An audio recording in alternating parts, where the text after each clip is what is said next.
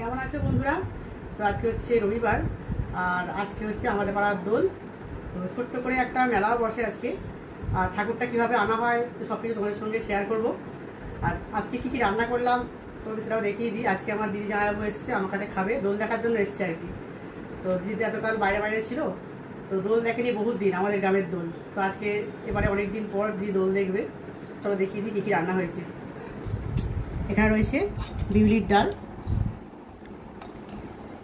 এখানে শশা রয়েছে, আচ্ছা এটা রয়েছে বেগুনের ঝাল, আর এখানে রয়েছে পেঁয়াজ দিয়ে আলু পোস্ত। জায়গাটা ছোটো হয়ে গেছে, খুব উপচুপচে একবার রেখেছি। আর এখানে রয়েছে রুই মাছের ঝাল, আর এখানে রয়েছে টমেটোর চাটনি। তো এই হয়েছে আজকের রান্না। চলো আজকের মতন টাটা।